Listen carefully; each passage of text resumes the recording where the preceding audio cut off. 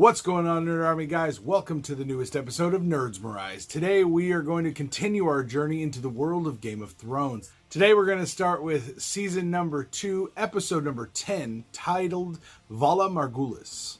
So guys, without further ado, let's get right into this one.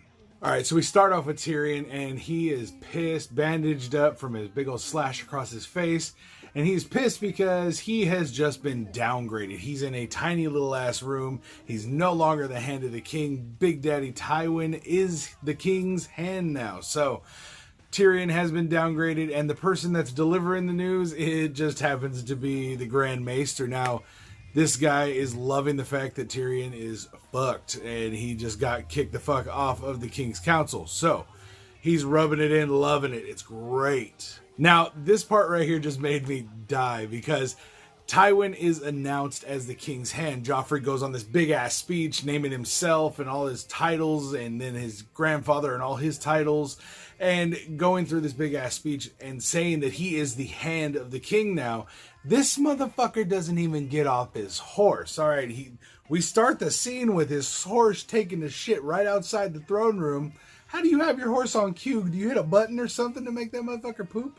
Now, because of Lord Baelish's assistance in everything that's been going on, the king, Joffrey's little bitch ass, actually gives Baelish Harrenhal. So he now owns all of Harrenhal. It's his for him and his family for the rest of time. It will belong to the Baelishes. So, yeah, fuck that. I hate Lord Baelish. That guy's a dick. He's a piece of shit. He's a little, I want to kick his ass. And I'm not going to lie, it all stems back to when he fucking betrayed Ned Stark.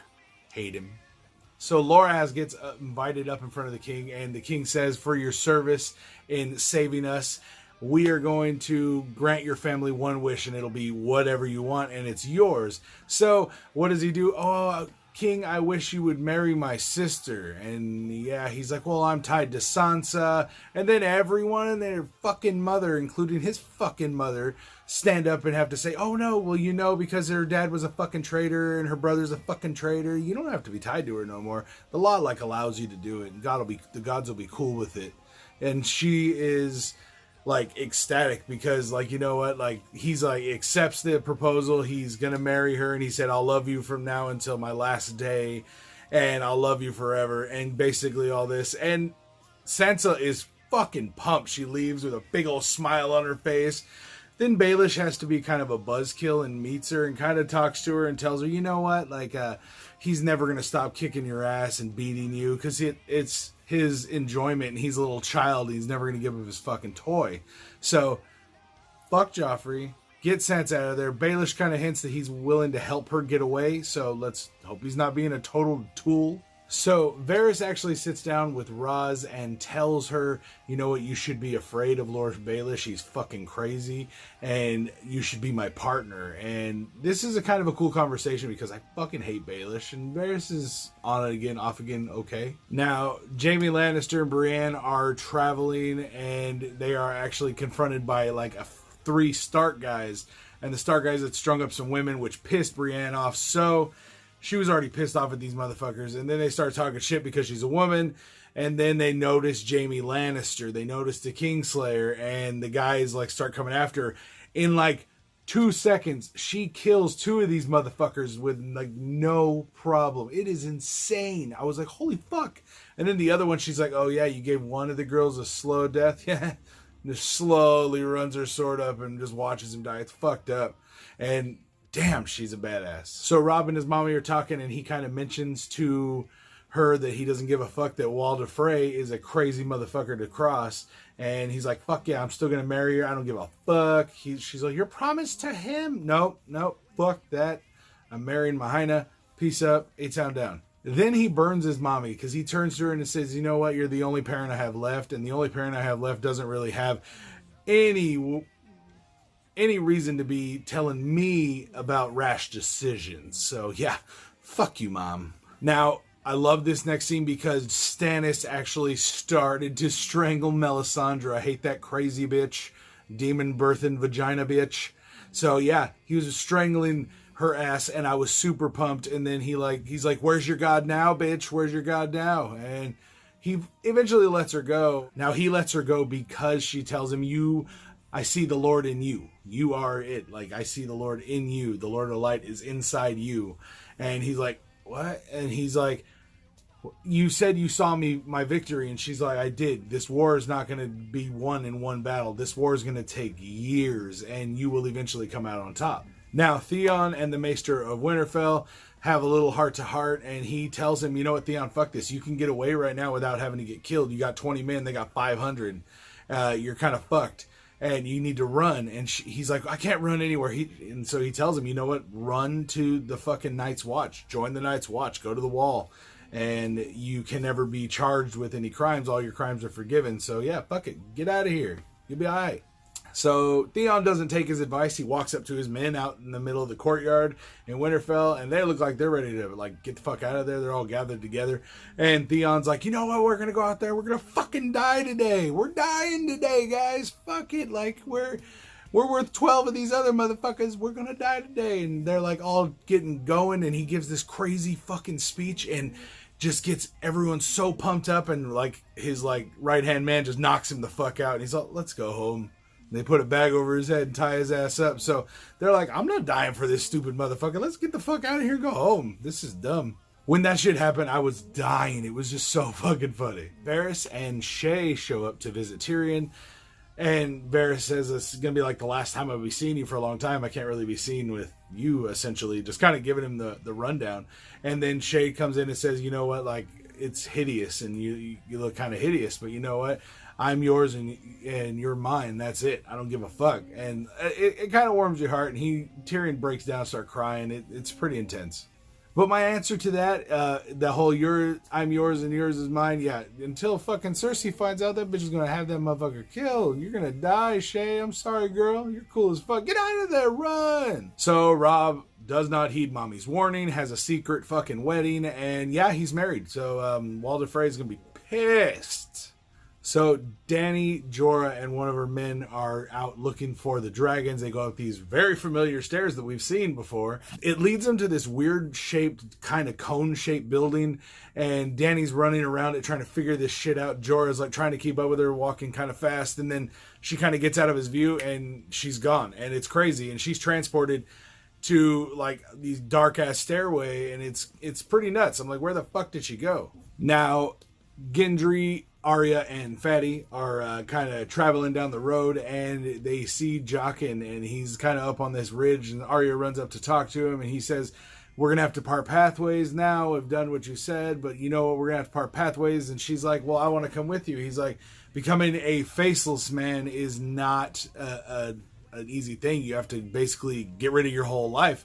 And she's like, I can't do that. I got to go help my family. I got to go find my sister, my brother, my mom. I got to go find them all and kind of reunite our family. And so he's all, okay, well, until next time, like, here's a coin. And she's like, is it enough to buy a horse? Is it worth a lot? And he's like, no, it's not that kind of coin. If you ever need to get a hold of me, you take this coin and you give it to any man from Bravos and tell him Valar Morghulis, and he will find me and get in touch with me. Just anybody. And she's like, holy shit, like, okay, cool. That's pretty fucking badass. Now, this is what tripped me the fuck out, because then he looks away and she's all, Jaqen's no more. Like, he's like, Jaqen, like, he's like, no, he's gone.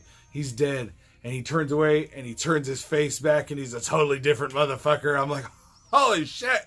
So Asha, Hodor, and the boys come out of their hiding place and they see Winterfell has been burned, and it's all been burned. And then they go out of Winterfell and they see the Maester dying, and they go up to him and the boys are fucking freaking out, and the Maester's dying, and he tells them, you know what, get the boys, grab what you need, grab your shit, and head north. Go to the Wall, find Jon. Jon will protect you. And Asha's trying to fight him and say, you know what, like, north's the wrong way, motherfucker. There's a worse threat up there that she's been telling everybody the whole time, White Walkers and shit. So no one's listening to her ass. And so the boys take off, start getting their shit together, and with Hodor, and Asha is asked by the Maester to put him down. So she grabs her knife out and she puts him out of his misery. That was his last wish. Then these creepy magic motherfucking warlocks start fucking with Dany's mind. They put her through some crazy shit. First, she's in the throne room of the original spot for the Iron Throne of her father's castle, and it's blasted away. It's just falling apart. and she is just like kind of like walking towards the Iron Throne, about to touch it, and then she hears her dragons, and she makes the choice to leave and just walk away from her throne that's hers, walk away from it to go save her dragons. And then she keeps going, and it just gets worse and worse. Then she appears at the wall, going through a gate to the other side of the wall, and she's out there in the fucking snow, and it's crazy as hell. And then she turns and she finds this hut, and she walks into this hut, and as she walks into the hut, the snow's gone, and it's all bright and sunny, and it's Khal Drogo, her dead husband. He is there with their child, and she just realizes that this is another test. Here's her dragons, and she has to tell him, like, I love you and I have to let you go. And she just walks away. It's a pretty touching moment. But then she turns and she finally finds her dragons, just to be trapped by these stupid warlock motherfuckers.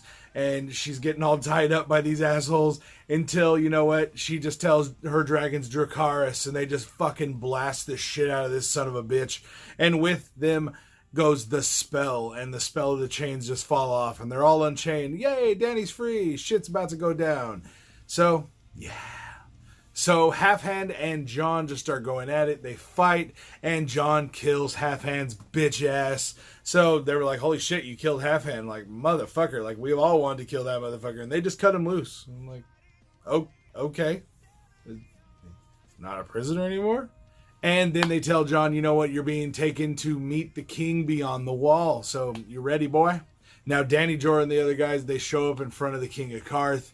And guess who's sitting right next to him in his bed at night? And oh, it's her handmaiden who helped him steal the dragons. So yeah, fuck all that. She gets both of them, takes them down to the vault. She's like, I'm going to rob this motherfucker. Unlocks the vault. You know what happens? There's nothing in there. There's a bunch of bullshit. This guy's broke as fuck. So she's like, you know what, peace, bitch. And she locks him and the handmaiden in the fucking vault. They're dying. Peace, motherfucker. Locks that shit, that the vault that no one can open, and he's made sure to brag about that a lot. Yeah. Peace, motherfucker. Then they ransack the house, and they get enough to buy a ship. That's the plan. They just wanted to get back home. There it is. So the end of the episode, it shows the army of White Walkers walking towards the wall. Holy shit. These motherfuckers are crazy, zombie, motherfucking frozen bastards. It's nuts, guys. I'm freaking out a little bit. It was pretty cool, and like I really liked the CG and the look of all these guys. They were fucking crazy looking. The best parts of this episode were probably the White Walkers, Jon killing Half-Hand's bitch ass for calling him a traitor and talking shit about Ned. Fuck that. You talk shit about Ned, you die. That's it. And I really like the fact that Sansa may be free. I hope, like I said, Littlefinger's not a bitch, or I'm going to have to break his little finger. Let me know your thoughts on this episode down in the comments down below, guys. Make sure you guys subscribe to the channel to keep up with all the videos we put out every week. And I will see you guys next time for another trip into the world of Game of Thrones. All right, guys. Peace out.